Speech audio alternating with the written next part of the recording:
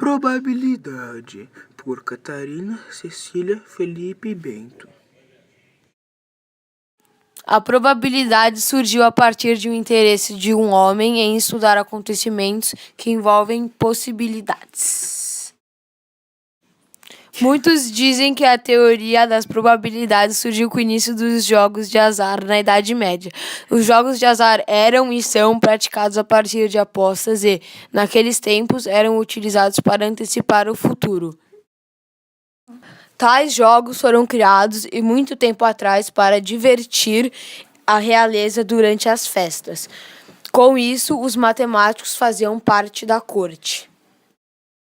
Vários matemáticos colaboraram com o desenvolvimento das teorias da probabilidade e os avanços dos cálculos probabilísticos, como os algebristas italianos Pacioli, Cardano e Tartaglia, do século XVI. E esses juntaram-se com as primeiras considerações matemáticas acerca dos jogos e das apostas. Hoje em dia, os estudos relacionados às probabilidades são utilizados em diversas situações, pois existem teoremas e definições categóricas. Sua principal aplicação diz respeito ao estudo da equidade dos jogos e dos respectivos prêmios. Mas é importante ressaltar que na área comercial também ocorre o uso da probabilidade para prever uma possibilidade de fraude de algum possível comprador. A palavra probabilidade deriva do latim probare, que significa provar ou testar. Essa palavra é, muitas vezes, substituída informalmente por palavras como sorte, risco, azar e chance, palavras que são muito relacionadas com o conceito de probabilidade. A ideia geral da probabilidade é frequentemente dividida em dois conceitos relacionados. Um deles é probabilidade de frequência ou probabilidade aleatória. Esse conceito representa os eventos futuros que têm suas causas definidas por alguns fenômenos físicos aleatórios. Esses fenômenos podem ser previstos através de informações e de acontecimentos essencialmente imprevisíveis. Outro conceito é a probabilidade epistemológica, ou seja, a probabilidade do conhecimento. Este segundo conceito representa as incertezas sobre preposições onde não se tem todo o conhecimento sobre o que está causando algo. Essas preposições podem ser por eventos do futuro ou do passado. Um bom exemplo para isso é quando alguém é suspeito de um crime, e de acordo com as provas encontradas e apresentadas, este alguém é julgado o quão provável ele é de ter cometido o crime. Como dissemos antes, os jogos de azar praticados por meio de apostas foram os principais fatores para que se iniciasse o estudo da probabilidade. Esse interesse veio a partir da vontade dos jogadores de planejar estratégias para ganhar os jogos. São chamados jogos de azar pelo fato de que dependem da sorte de uns para vencer o jogo e do azar de outros. Como diria Amal Raif Suleiman, pesquisadora do uso de jogos em educação matemática da Unesp. Nesses jogos, os jogadores não podem alterar ou interferir nos resultados. Eles estão sujeitos à probabilidade de vencer ou não. Havia 3 portas. Dentro de 2 delas não havia nada e na outra havia um prêmio.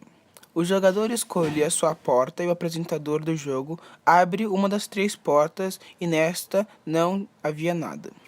O apresentador pergunta ao jogador se ele gostaria de mudar sua porta. O que você faria? Neste caso, você teria 50% de chances de não encontrar nada e de encontrar o prêmio. Se você mudasse de porta, suas chances vão aumentar ou diminuir de encontrar o prêmio. Então, se vocês pensaram que as chances são menores, você errou. Se você pensou que as chances são maiores, você acertou. Então, eu vou explicar.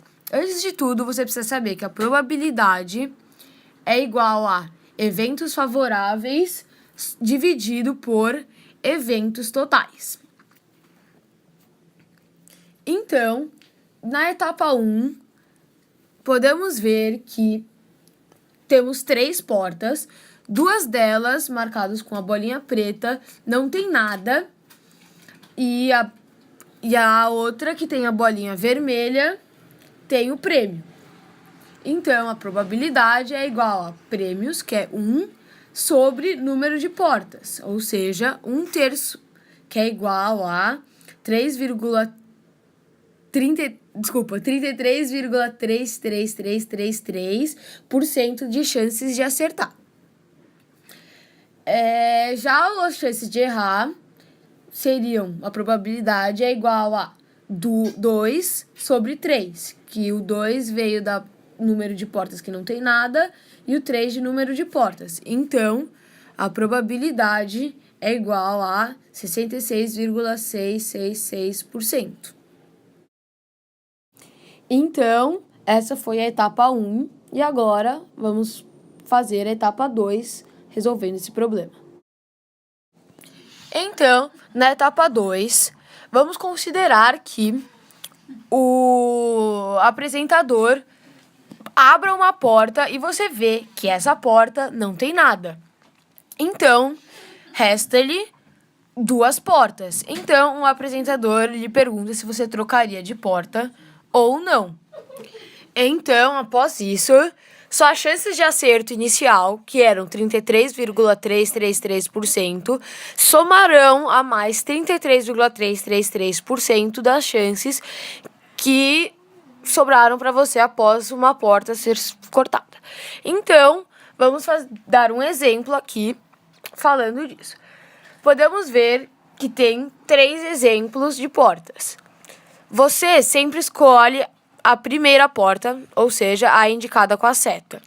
E o apresentador abre todas as últimas portas que não tem nada. Então, podemos ver que na primeira, se você trocar de porta, você errou. E se você... Na segunda, se você trocar de porta, você acertou. E na terceira, se você trocar de porta, você acertou. Então, dentro de 3 chances, você acerta 2 e erra 1.